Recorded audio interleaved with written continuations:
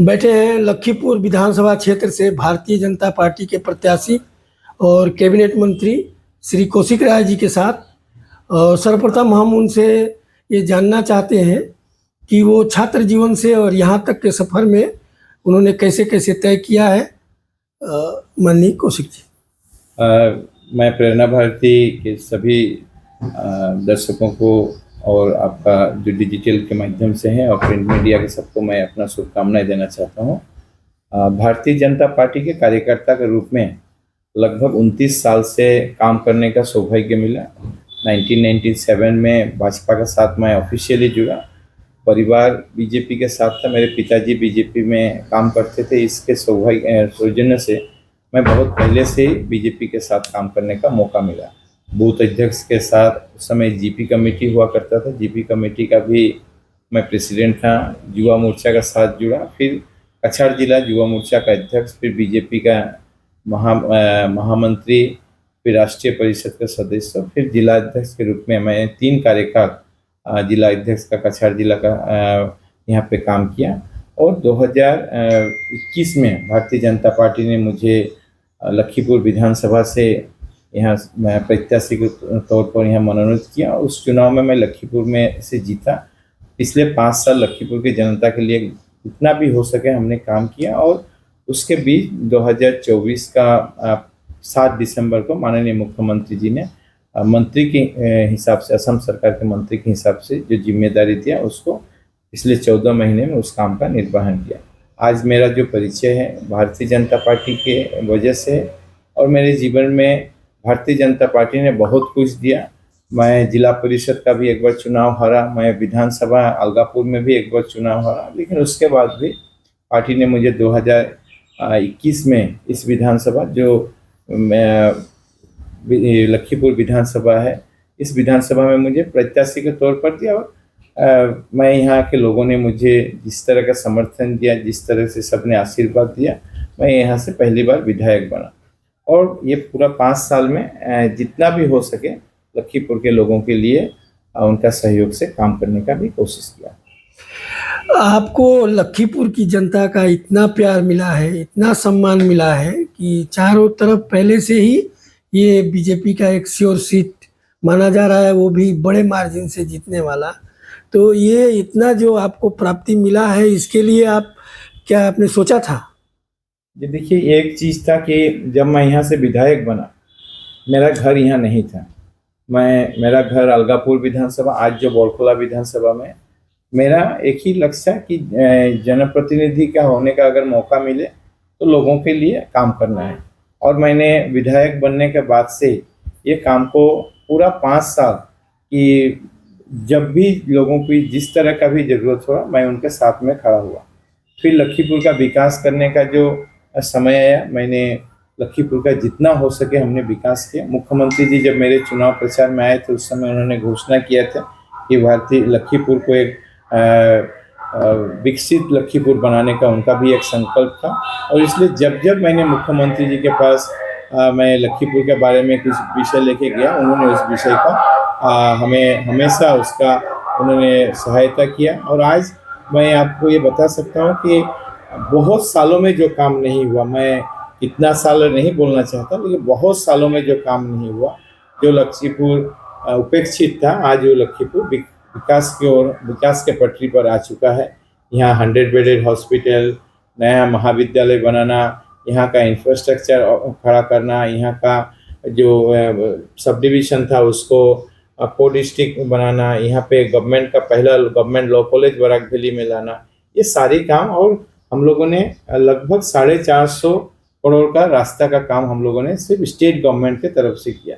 अगर central government का हिसाब करें तो सेंट्रल गवर्नमेंट के तरफ से भी, मोदी सरकार के तरफ से लगभग 1200 करोड़ का सेंट्रल गवर्नमेंट का काम यहाँ चल रहा है। एक काम जो लखीमपुर को जनता को मेरे साथ जो संपर्क हुआ उसमें है कि लखीमपुर का लोगों को मैंने जितना वादा किया था, वादा से ज़्यादा काम किया। ये कोई भी गांव में कोई भी नहीं मिलेगा कि कौशिक राय ने इस काम का वादा किया था, उन्होंने काम को पूरा नहीं किया।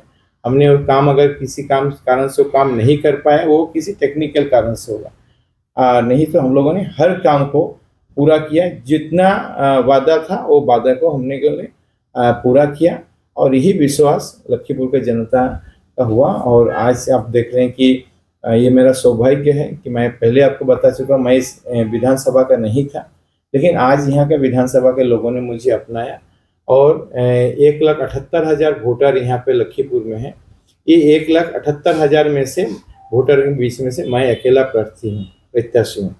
दूसरा कोई प्रत्याशी यहाँ पे नहीं है। जो कांग्रेस के प्रत्याशी हैं वो दूसरे विधानसभा से यहाँ हैं। इसलिए लखीमपुर का लोगों में भी ये जो सम्मान दिया कि हम अपने बीच से कोई बीजेपी के अगेंस्ट में खड़ा नहीं होंगे, कौशिक राय का साथ हम लोग देंगे, ये मैं सोचता हूँ 5 साल का ये सबसे बड़ा आशीर्वाद लखीमपुर का जनता को उससे मुझे मिला है।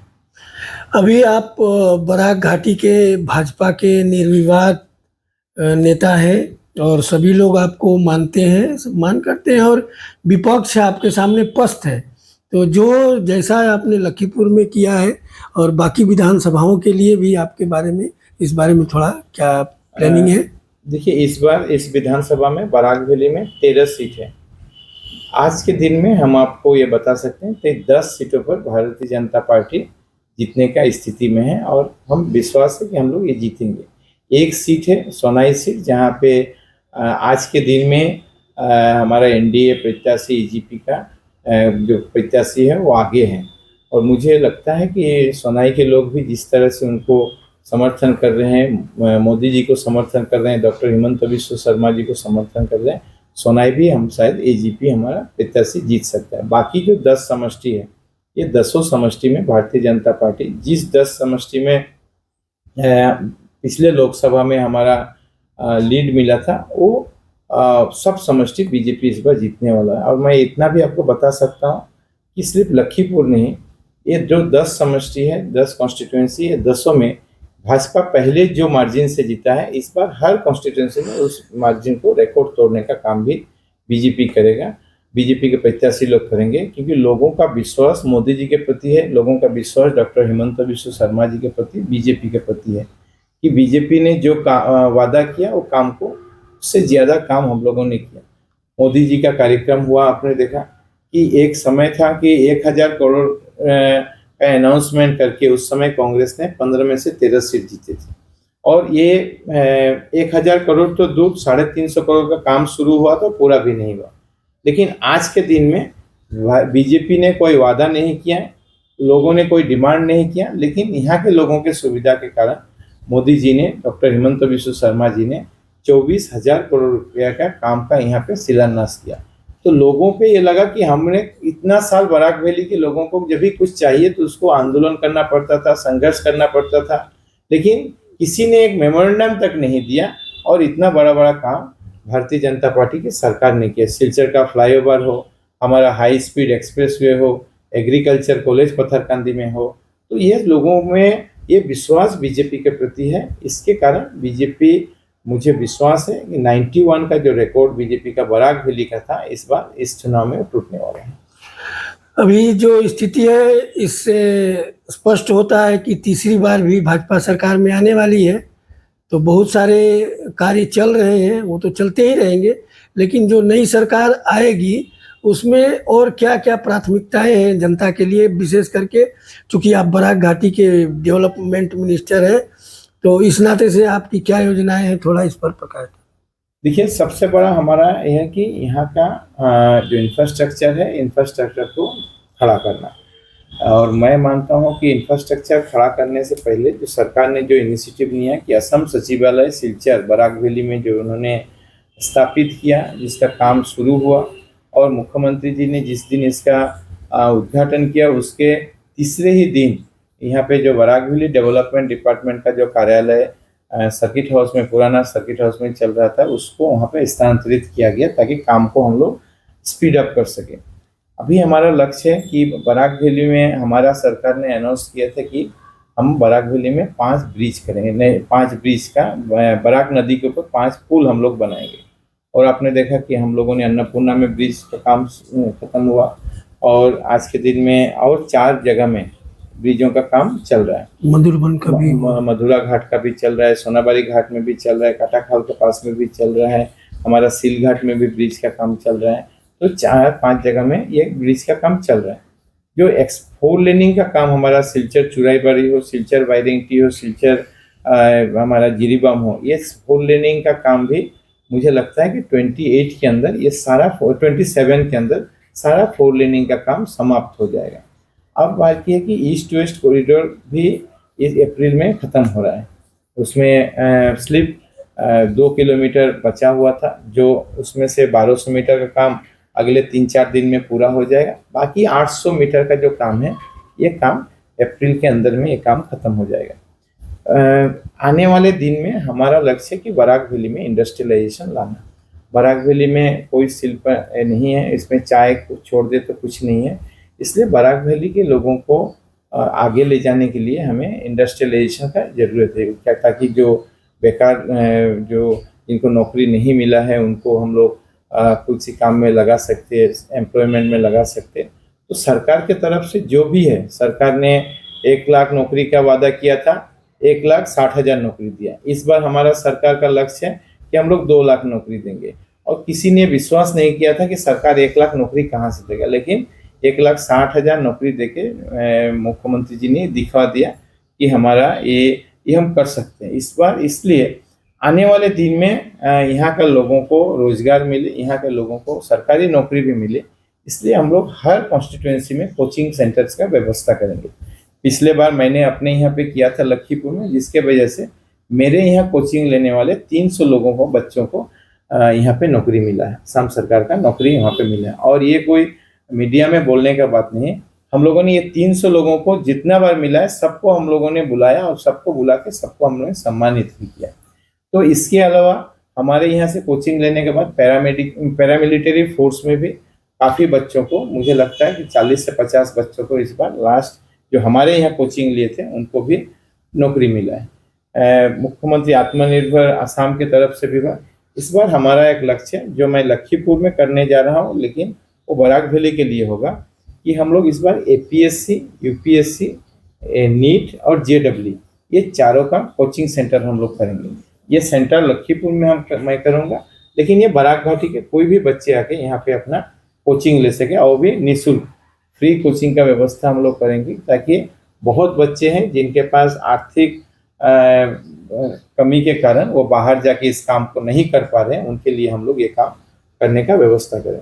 तो आने वाले दिन यहाँ पे एम्प्लॉयमेंट बढ़े, रोजगार बढ़े, इंडस्ट्रियलाइजेशन हो, इसका काम करेंगे। और साथ साथ बराक वैली में जो काम हम सरकार ने शुरू किया है, उन कामों के साथ साथ हमारा और कुछ इंफ्रास्ट्रक्चर का काम है, इनको हम लोग करेंगे। मेडिकल का काम भी आज चल रहा है, उसका भी सुपर स्पेशलिटी हॉस्पिटल, उसका भी काम को जल्दी हम लोगों को समाप्त करना है। सिलचर के लोगों की बहुत उम्मीद है सिलचर फ्लाईओवर लेके, इस फ्लाईओवर को भी हमारा लक्ष्य है कि 2 साल के अंदर इस फ्लाईओवर का काम को हम लोग पूरा कर पाएँ। जैसे कि आप नेता होने के साथ साथ अधिवक्ता भी हैं, तो इससे जुड़ा हुआ एक सवाल है। लोगों की मांग है कि हाई कोर्ट का एक बेंच यहाँ स्थापित हो जाए, तो इसके बारे में कुछ चर्चा है क्या? हाँ, इसमें हमारा समर्थन है कि हम लोग भी चाहते हैं कि हाई कोर्ट का एक बेंच सिलचर में हो, बराक वैली में हो, इसका और इसके लिए जो हमारा जो प्रयास है उस प्रयास को हम आगे करेंगे, ताकि उस बेंच को यहाँ पे हम बना सकें। बराक घाटी की जनता के लिए आपका संदेश क्या है? मैं सबसे आग्रह करना चाहता हूँ, सबसे मेरा अनुरोध है कि 9 तारीख को जो चुनाव है, असम विधानसभा का चुनाव, आप सब इस चुनाव में भाग लीजिए और हर विधानसभा में भारतीय जनता पार्टी प्रत्याशी, और जहाँ भारतीय जनता पार्टी नहीं हो, असम गण परिषद के जो भी प्रत्याशी हैं उनको आप निर्वाचित करिए, ताकि हम लोग तीसरी बार NDA की सरकार, BJP की सरकार असम में ला सके। और माननीय मुख्यमंत्री डॉक्टर हिमंत बिस्वा शर्मा जी ने जिस तरह पिछले 5 साल दिन रात एक करके असम के लिए, बराक घाटी के लोगों के लिए काम किया है, उनको फिर से हम लोग असम के मुख्यमंत्री के तौर पर उनको हम लोग प्रतिष्ठित कर सके, और आने वाले दिन में एक विकसित बराक का जो हमारा सबका सपना है, उस सपने को हम लोग पूरा कर सकें। बहुत बहुत धन्यवाद कौशिक जी, आपने अपने बहुमूल्य समय में से प्रेरणा भारती न्यूज़ नेटवर्क को इतना समय दिया। तो हम लोग बात कर रहे थे कैबिनेट मंत्री कौशिक राय जी से, और आगे मिलते हैं फिर अगले व्यक्तित्व से। मैं प्रेरणा भारती न्यूज नेटवर्क की ओर से दिलीप कुमार।